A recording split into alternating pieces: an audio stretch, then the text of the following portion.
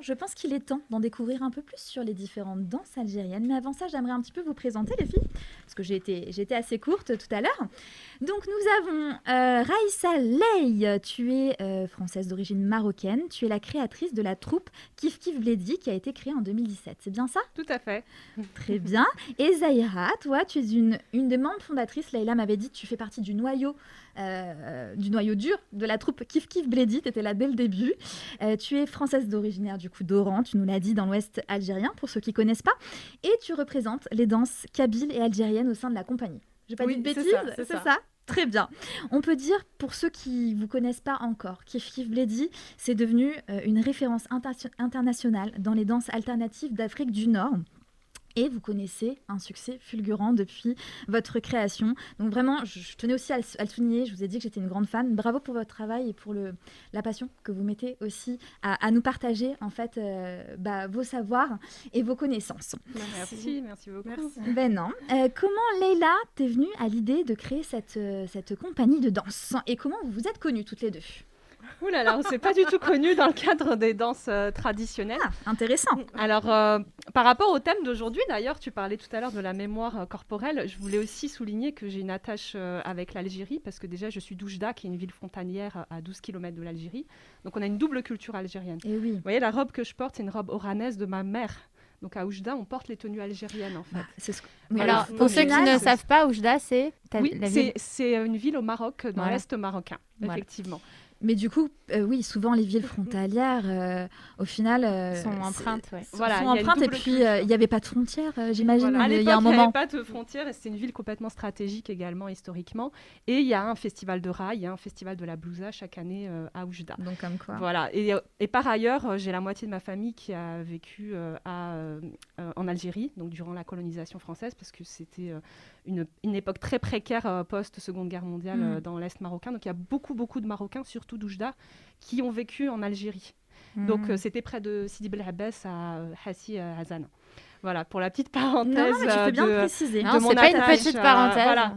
Et au-delà de ça, étant de la diaspora, j'ai grandi, mais ma meilleure amie était kabyle. J'ai des membres de ma famille qui sont mariés avec des Algériens ou des Algériennes, de Mernia, de Razawet, etc. Donc c'est vraiment une empreinte qui est très forte aussi en France, voilà, de par la diaspora. C'est beau. C'est beau parce qu'en fait, les frontières ne sont tracées que sur une carte et qu'en fait, tout se mélange et tu peux habiter très proche, mais finalement, tout se mélange. C'est ça. Alors, l'Algérie, le Maroc, c'est beau. Effectivement, depuis les années 90, malheureusement, la frontière est fermée entre l'Algérie et le Maroc, mais chaque année, quand je monte pour aller à la plage, je vois la frontière algérienne, on peut faire coucou. Et on a fait coucou quand on a été l'année dernière. Excellent. À la famille de Zahira, on leur a donné rendez-vous. Il y avait un ravin et on a fait coucou. Donc Maroc versus Algérie. C'est émouvant. Voilà, les frontières sont, on va dire, politiques historiquement. Tout à fait. Et donc, du coup, tu disais que tu portais la robe de ta maman, c'est ça? Tout à fait. Qui est de style oranais. C'est une blousa oranaise et il y a des couturiers marocains qui en font depuis très très longtemps, depuis peut-être le 19e siècle.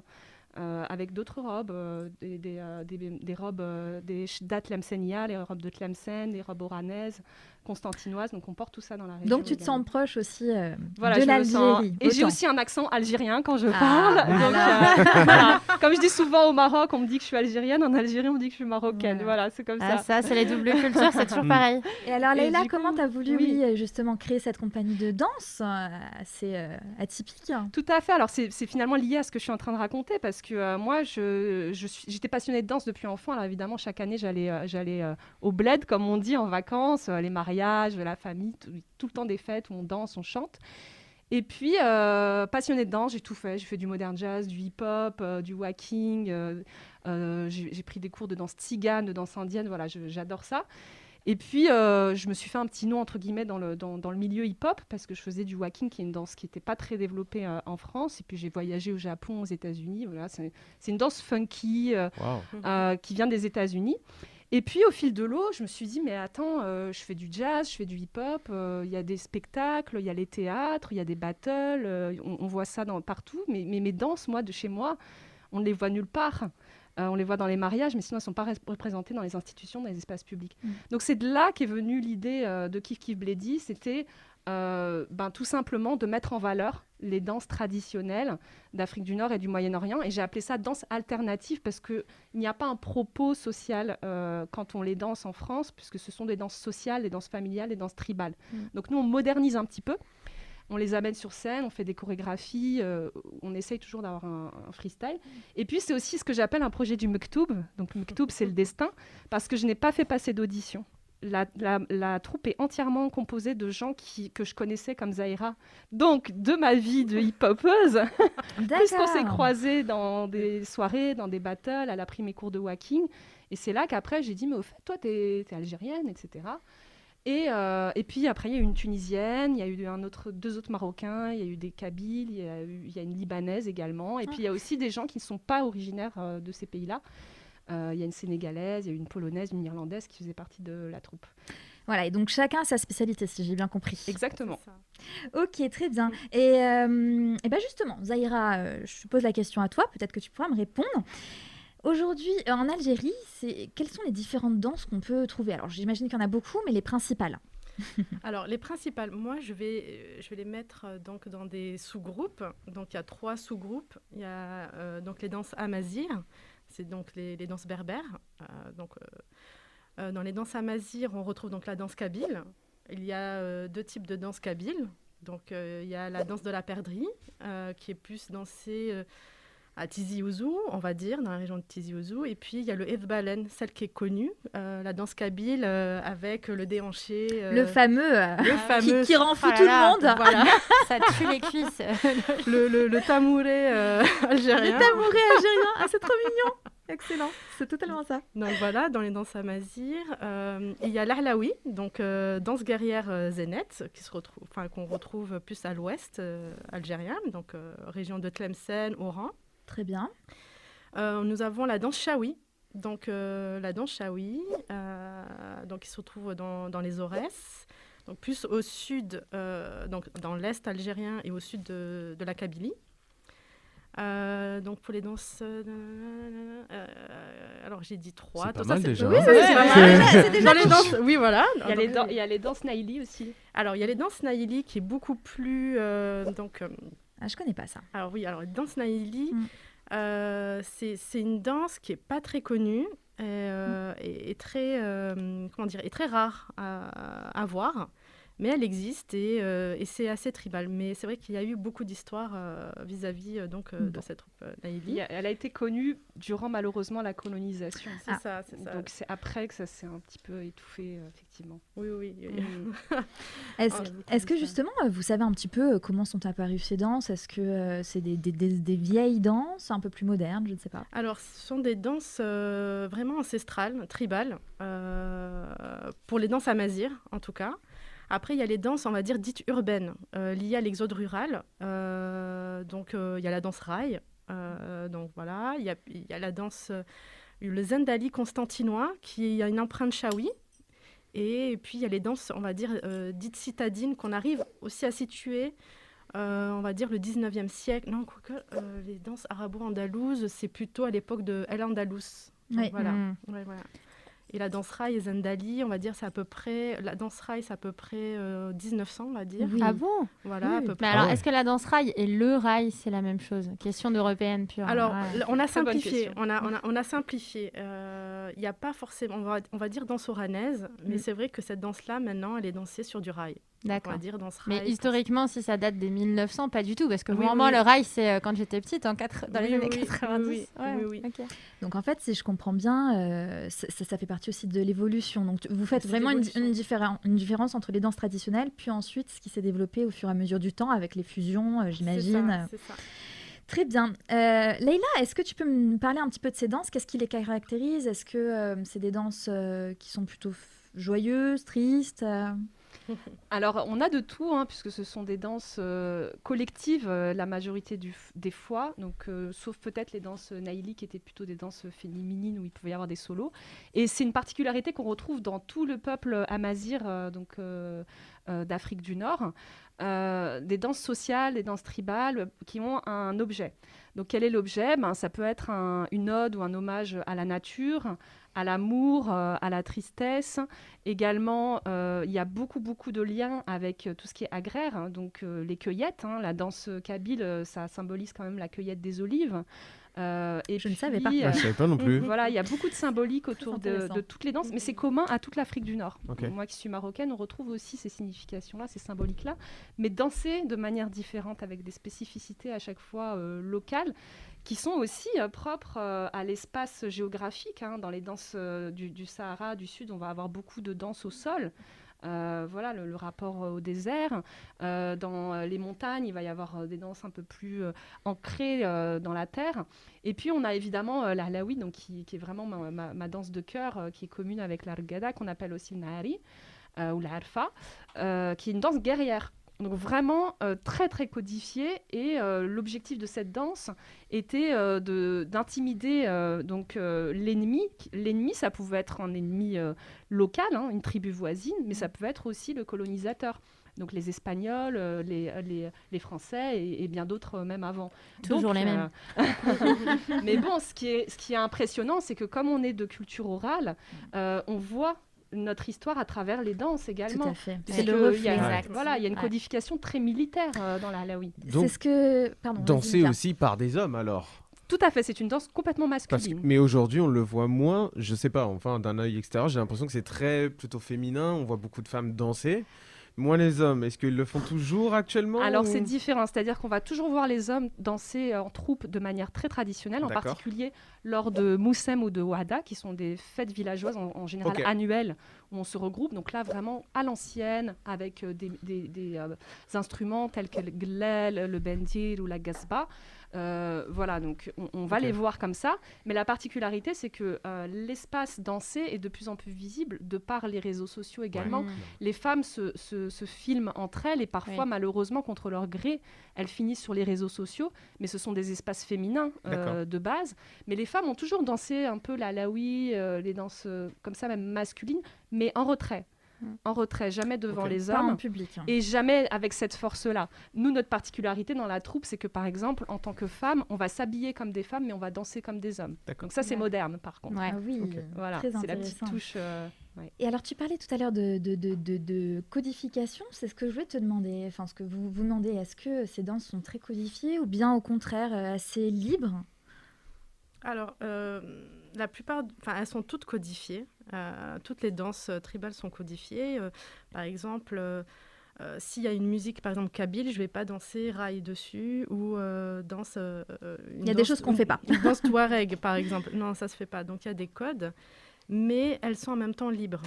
Donc, il faut connaître à peu près les pas de base et avoir cette musicalité qui font partie des codes. Et ensuite, c'est assez libre. Après, il y a certaines danses comme l'Ahlaoui qui est très codifiée. Alors là, on ne peut pas sortir outre de ces codes. Et vous parliez aussi du fait que c'était très influencé par justement l'endroit où la danse était originaire. Est-ce qu'on peut parler de symbolique dans les mouvements dansés? Alors, il y a beaucoup de symbolique dans les mouvements des danses. Par exemple, les danses Naïli. Je vais citer cet exemple-là. Les femmes dansent plutôt avec les bras en l'air et juste les mains qui bougent.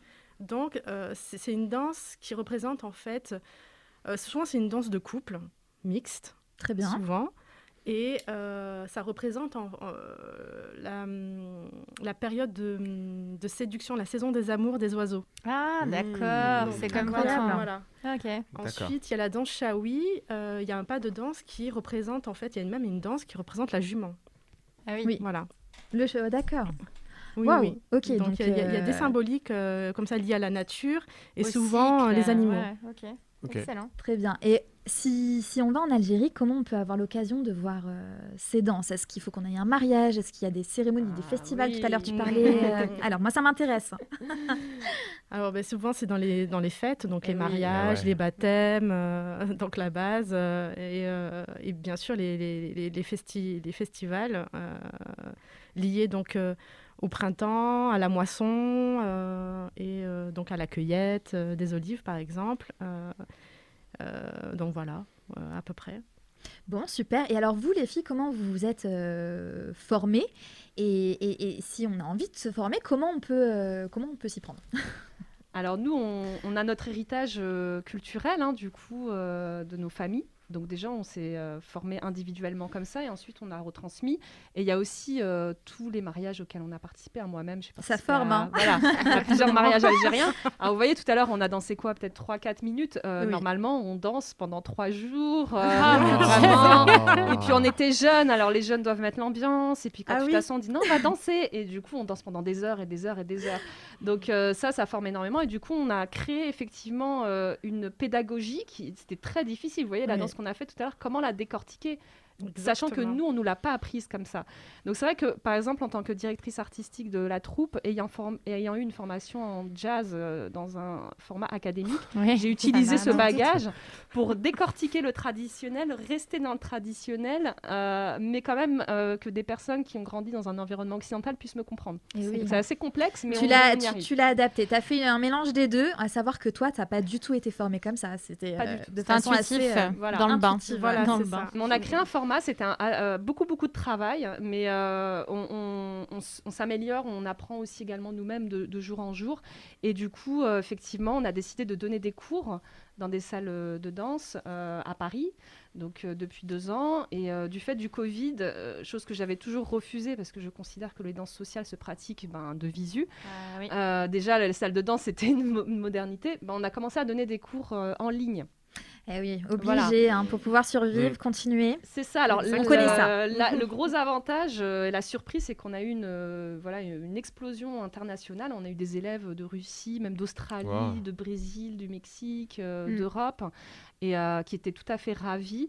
Donc, c'était Donc, le point positif. Ouais, je me permets de couper. Donc au final, très très éloigné peut-être de ce qui se passe en Afrique du Nord et qui avait peut-être cette demande de savoir justement d'aller chercher un peu plus, peut-être on en parlait avec Leïla, d'aller chercher un peu plus à la source au lieu d'aller se former avec des gens qui se sont aussi formés. Enfin, vous voyez ce que je veux dire? Aller C'est vraiment ça. chercher à la base.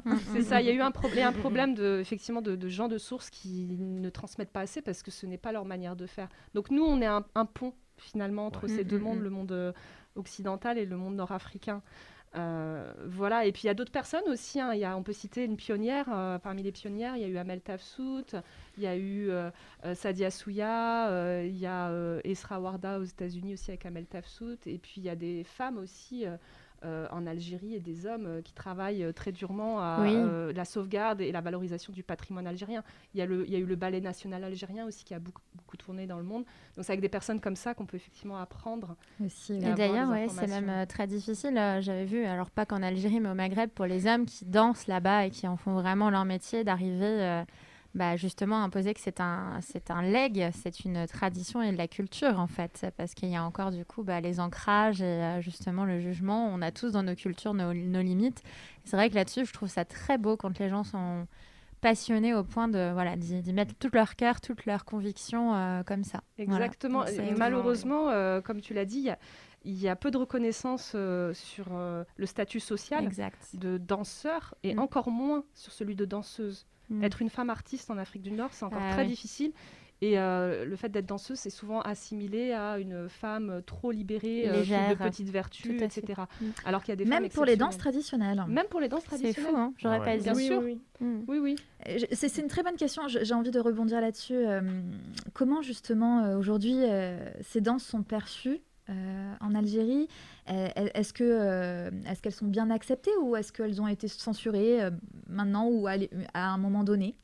Elles sont très bien perçues en Algérie quand elles restent en fait dans le cadre donc de la tribu, des mariages, des festivités, il y a aucun souci. Ensuite, on en voit beaucoup à la télé algérienne. Ça fait partie aussi du patrimoine. Il y a des festivals un peu partout. Elles n'ont jamais été forcément censurées. Après, il y a une période, donc il y a l'exemple aussi de l'Ahlaoui avec cette danse qui est pratiquée avec un fusil qui a été, on va dire, interdit par pendant la colonisation C'est française. souvent cette période-là qui revient. Non, je me permets de vous couper, mais je fais des liens aussi avec nos précédentes émissions. Oui. L'Inde, ça a été pareil. Tahiti, ça a été c'était pareil. pareil. Ouais, c'est Toujours pareil. la période de colonisation. Non, c'est un peu trop hot là, ou c'est un peu trop violent. Ça nous plaît pas par rapport à Donc, nos... du coup, la danse alaoui, on n'avait pas le droit de danser avec un fusil, c'est ça? C'est ça, pendant cette période-là. Donc, du coup, ça a été, on va dire, changé par des bâtons. Et c'est resté. Donc, c'est beaucoup plus safe. Après, c'est vrai que en tant que pays musulman, c'est vrai que dans la danse, il faut garder une certaine pudeur. Donc, voilà. Souvent, c'est non mixte. Donc, voilà, c'est juste on va dire ces codes et ces traditions-là qu'il faut respecter. Donc c'est pas académique, mais c'est quand même codifié et il y a un Oui, cadre. C'est ça, Exactement. exactement oui. Tout à fait. Très bien. Donc, si j'ai bien compris, si on a envie de s'y mettre, vous donnez des cours à Paris. Puis maintenant, c'est peut-être possible de le faire si on n'est pas à Paris. Exactement. Via les cours en ligne. Donc, d'ailleurs, on mettra en fin d'émission tous vos réseaux sociaux si les auditeurs ont envie de vous découvrir davantage. Écoutez, je vous propose qu'on fasse une deuxième pause musicale. Et alors, c'est un peu devenu... Enfin, on l'a imposé. C'est un peu devenu la tradition sur cette émission, puisque... je pense qu'on est un assez bon public et qu'on aime bien danser. On aime bien Surtout demander... Mika. Et Loïc aussi, que vous ne voyez pas à la régie. Est-ce qu'il va venir? Allez, on va essayer de le attend ramener. Loïc. On attend Loïc. Donc, ce que je vous propose, si vous êtes d'accord, les filles, c'est de nous faire une petite initiation. On y mettra tout notre cœur. On essaiera d'être des bons élèves. Ça va le faire. Avec plaisir, avec plaisir. Allez, c'est parti. Alors, qu'est-ce qu'on danse? Il faut juste annoncer le morceau.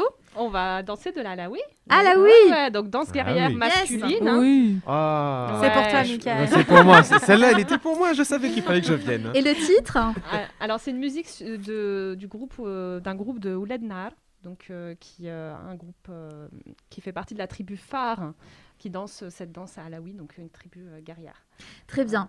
Merci. Allez, c'est parti. Allez, En let's go. piste.